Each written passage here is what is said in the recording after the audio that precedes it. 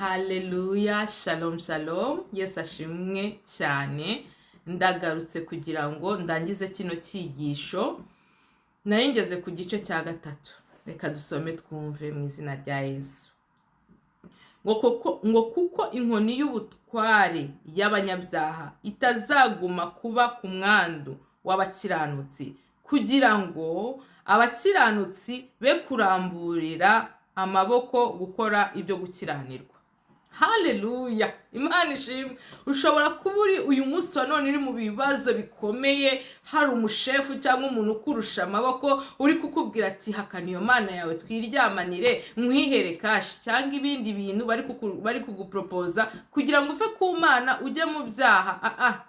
Ngo kuko inkoni y'ubutware y'abanyabyaha itazaguma kuba ku mwandu w'abakiranutsi. Ntago siko bizahora ku buzima bwawe. Nimba waramenye Imana, komeza wiringire Imana, ntuve mu masezerano, ntuve mu byiringirwa, wiringire Imana, izabigenza neza. Ntago bizagomeza gutyo, ntago uzarinda ujya kurambura amaboko byo gukiranirwa. Imana iri kumwe nawe. Ku murongo wa 4, Uwiteka ugirira beza ibyiza n'abatunganye mu mutima. Ahangaha muri iri jambo, ahangaha umwanditsi wa Zaburi yasabiye abeza ibyiza. Amen. Nanjye muri iki gitondo, muri aya masaha aho uzumvira iri jambo, Imana ikugirire neza, Imana igutabare, Imana ikurengere. Wowe wanyuraga mu bikomeye, wowe wanyuraga mu bibabaje, humura. Abantu bakunda kumbaza ngo impamvu nkunda guhumuriza abantu. Nshuti yanyu, utaranyuze mu mibabaro, mu bikomeye, ntiwakomeza abandi. Ariko hari ijambo nasomye cyangwa indirimbo, ariko indirimbo nyinshi ziri mu ijambo ry'Imana, rivuga ngo abazi Imana yabo bazakomera, nibamara gukomera bazakora iby'ubutwari. Utaranyuze mu bikomeye ntago wakomeza abandi. Ngewe rero nahamagariye gukomeza abandi. Imana iguhe gukomera mu gihe nk'iki ngiki, mu gihe gikomeye uri gucamo, iguhe gukomera, iguhe inkomezi, iguhe abagukomeza, iguhe abagusengera, iguhe abagufata amaboko, kuko siko bizahora. Ngo hari kurira kwararira umuntu n'injoro, ngo ariko mu gitondo impundu zikavuga. Imana ikugire neza wa muntu.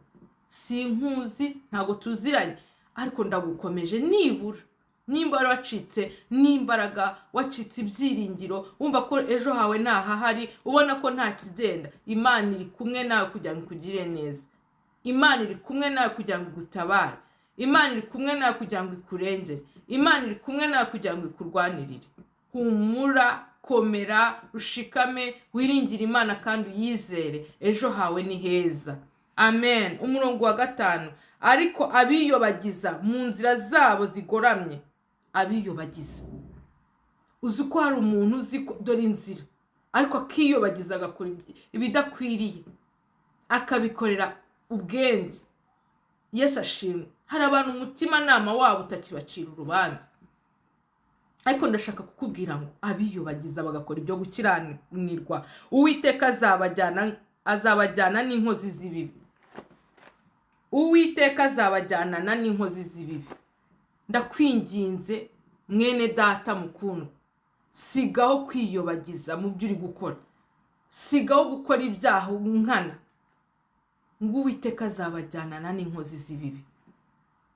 Bitinde bitebuke, bamwe bavuga ngo Imana ntibaho, bamwe babikerensa. Hari umunsi uzabagiriraho mukamenya ko Imana ibaho. Ivugabutumwa ryanjye rero niryo kubwira abaguye bakabyuka. Byuka, va muri ibyo, ukurikira Uwiteka, azakugirira neza. Ahemba neza Imana.